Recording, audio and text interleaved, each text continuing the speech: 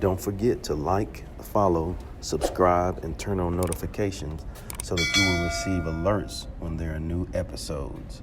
Go get it. This what I tell 'em. I've been grinding for so long, I wake up and chase my goals. I go out and I go get it. How to code, that's all I know. I don't succeed, then I don't breathe. Success, what does it mean? If I conquer all my goals, then I'm living out my dream. Dig deep, go out and get it. Success Chronicles. Compete until it's finished. Success Chronicles. Go take care of your business. Success Chronicles. It's deeper than just winning. Success Chronicles.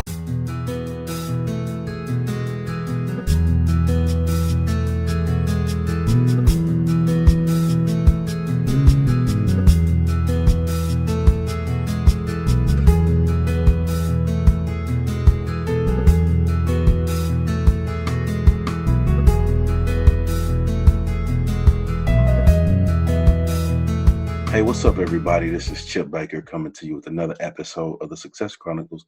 And today we are here with Carrie Bohlig. She is a business owner. I've been doing that for a while now and doing lots to help others and, spread the good vibes out there. And I'm so thankful to have her on this episode of the Success Chronicles. So thank you so much. Thank you, Chip. Good to see you. Yes. Well, let's dive into it. If you don't mind, talk to us about your story and track it till now. Yeah. So I'm from the Midwest and from the Wisconsin area, born and raised, as you can tell with my great accent, but actually studied liberal studies. So I actually studied women's studies and sociology. So really enjoyed my education, got a lot out of it in terms of just general framework and belief system in life, and went into early childhood education. So similar to you as a teacher. Yeah. Probably different age group than you, but really enjoyed that career path. But then just took my evenings and weekends in my early 20s and side hustled quite a bit. So launched my businesses when I was 22. So I was actually still in college. I was wrapping up school, about to go into the real world, and just had that bigger vision that like I should probably diversify, at least have a backup plan, at least one other way to make money. Yeah. So I was really blessed to find good people who were already very successful in the industries that I wanted to scale in. So got a ton of support and guidance out of the gates. And my 20s was really an evolution of a lot of personal growth. So coming from a liberal studies background, teaching background, I just had a ton to learn in terms of skills, but also self-image and confidence in the business environment. So I would say my 20s is a pretty fun adventure around growing me. And through that, a real byproduct was business growth. But it's been a neat journey. And, at this point, Craig and I, my husband, are really more full-time parents and part-time entrepreneurs. And that was the deeper vision early on, is like, how do we buy back our time? We're not overly money-oriented people, but we're very time greedy. We like to have control and just really good lifestyle choices. So we worked really hard to be able to do that. And now it's been fun as parents to be able to really reap a lot of the rewards of working hard during that time outside of our careers early on. And now the goal is just continuing to impact other people. And we do a lot of mentorship and keynote speaking to be able to do that. And also just started our first nonprofit actually this week. So we're really excited about that development. Still have some things to work out, but 2020 is going to be a really, really cool year for us. So Sounds like the 2020 vision is on point. it is. It's on fire. We're looking forward to it. So Good deal. Well, what are 3 things you've accomplished in your life that you're proud of? great questions. I think that's a really neat question. I don't think people ask that one too often. So I would say just the person I've developed into. The person that I've become is just really different than the person I was at 22. So I've always been really passionate. I really wanted to help people, but I wouldn't say I had the most confidence in terms of how I was going to do that. Yeah. And I think a lot of people want to make a difference, but they're not really willing to do the internal, sometimes very hard work. And I think that's really a requirement. And so it was very challenging. It was never comfortable, but I've been up for that journey. And so I think I'm proud of that. And it's really enabled me to empower other people through my own story. And I would say struggles and victory in the process. Yeah. Just hearing you talk about that, develop the person you developed into. I love that. I think it's important that we look within to win. And Yeah. one big deal that My second book was Effective Conversation to Ignite Relationships. And, a lot of times when we think about relationships, we think about, spouse or boyfriend and girlfriend or business relationships. But Right. really, the most important relationship is the one we have with ourselves. And Absolutely. that's where it starts. And, if we don't, just like you said, have a process or, do the work to look within to win, then, we're really no good for anybody else. We can't pour out of an empty Yeah. cup, you It know? is so true. It's so true. Yeah. Yeah. So, and I feel blessed that I've been able to be in an environment that helped me foster that. I Yeah. think environment is so key. What people's association is really shapes us deeper than we maybe care to believe. So I Yeah. think just getting around good people, people that will cheer us on and build us up and help us grow our self-image, is you can't really put a price tag on that. So That is definitely priceless. I agree with that. yeah, I'll tell you a personal funny about myself. Yeah, I'm gonna share it. Okay. please, So please. so Can't leave me hanging. just growing up, I played sports, and my mother was always the loudest one there in the She was that stands. mom. Yeah, that mom, right? I mean, and even to this day, I can have a speaking engagement, and she's like loud, like, "Hey, Oh, so guys, cute. that's my mom. Okay, Yeah. the loud lady, that's my mother. Okay." Oh, I love it. But as you get older, just like you said, you appreciate having those cheerleaders, and Oh my goodness. so grateful for that, because a lot of people don't have that. Yeah. Well, and Yeah. it's interesting because coaches, like I've been able to access in my life, they're not tied to our insecurities, right? Yeah. So they just see us for who we really are. And I think that's an important perspective we all need on ourselves to be able to Mhm. grow ourselves and make our moves. So, That's it. yeah. Well, are there any other couple other things that you have that you're proud of? I'd say the other big thing is enabling my husband to scale out of his corporate career is probably one of my proudest moments. I was able to convert to full-time business owner in my mid-20s, but it took us a little longer to replace my husband's income. So he had a very, very good corporate career, finance and banking. So we had to do a bit more work to be able to replace that in a sustainable, like good way, solid way. But that was a really special day to, go to his office with just my daughter at the time and a bunch of our business partners and friends, and have him walk out and sign out of his laptop for the first time. I mean, it kind of gives me the chills thinking about that day, because it was a long journey to be able to create that. And I think a lot of people are working towards like 1 year or 2 year goals.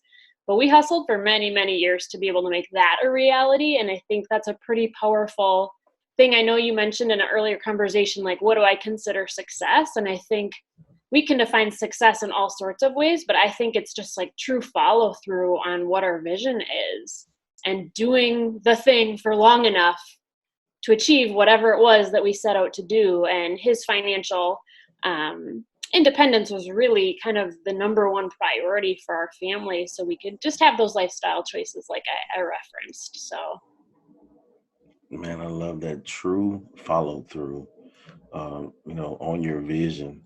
And I think, we can plan and talk about and do all of that stuff and make goals. But if we don't take actions and follow through, then it's worthless. yeah, and for Yeah. long enough, right? I feel like so Yeah. many people plant the seeds to be successful, but they just don't Yeah. hang around long enough to reap them. Hmm. I mean, most people are excellent starters, but then it's like, how do we finish? How do we create a good Yeah. epidemic of finishers in our culture so that people really Mm. get those big rewards that at least ignited a fire enough to have them start, right? Yeah, that's it. Well, what do you think it takes to achieve that type of success?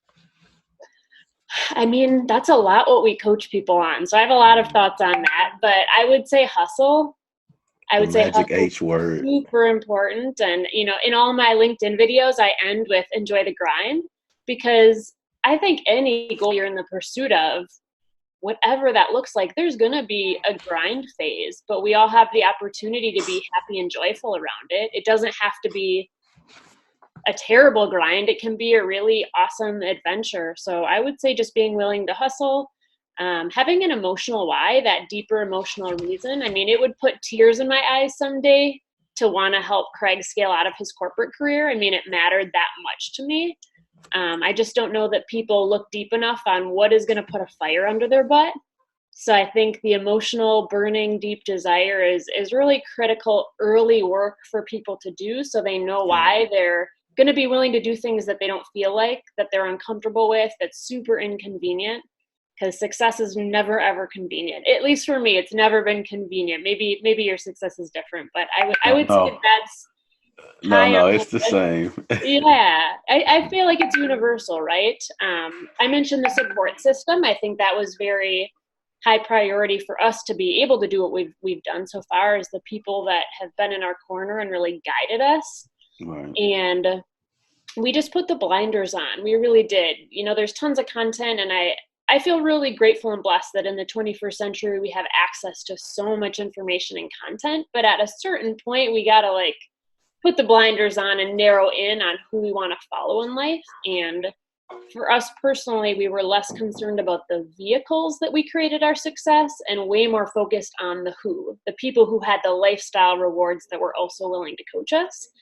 And so I think zooming in on successful people that have an expertise and are willing to guide you was really the key to a lot of our success. And I guess the last thing I would say is durability, emotional durability, because it's usually not the vehicle or the habit that messes with people. It's all the other crap in their life that they can't get straight, right? It's life that gets in the way. I don't know if you've heard the quote, it's not the mountain that makes you stop climbing, it's the pebbles in your shoes. It's life, right? It's that durability that a lot of us didn't learn in school. I didn't learn a lot about EQ or durability in my education, so that's all part of the personal work that I had to invest into to toughen up, right? Really develop that thicker skin to be able to navigate the journey, because it was more of a long-term haul for us. I love that. I had to write that one down. It's not the mountain that makes you not stop climbing the mountains to pebbles. And we've all done that, whether it's a hill or just an incline. We've been like, man, that pebble in my shoe is really in my head. And then you stop walking, you got to shake the shoes out, right? So it's the little things for sure. Yeah. Yeah.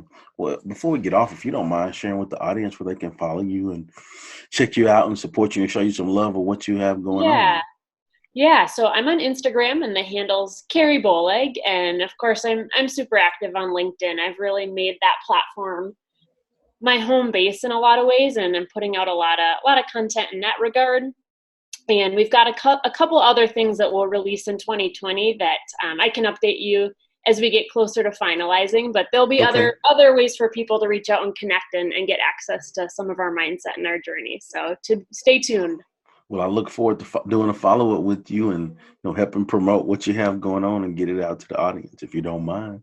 Yeah, I appreciate that. You're just such a giver, and I appreciate what you're doing in your neck of the woods down in Texas, and eager to pick your brain on another call. I know you've got a lot of good wisdom and insight, so it's been fun having the dialogue.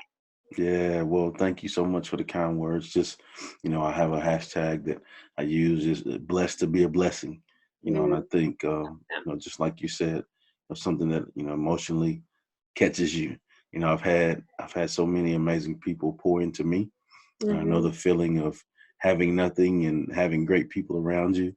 And so really just trying to do my part to, in the positive ripple effect of our world, Yeah, absolutely. Yeah. It's so important. So that's it. Well, again, thank you so much for taking the time to interview with the Success Chronicles. Truly appreciate it. Yeah. Thank you so much, Chip. Have a good night. All right. Thank you guys for checking out this episode. We'll see you next time. God bless. Bye-bye. Go get it.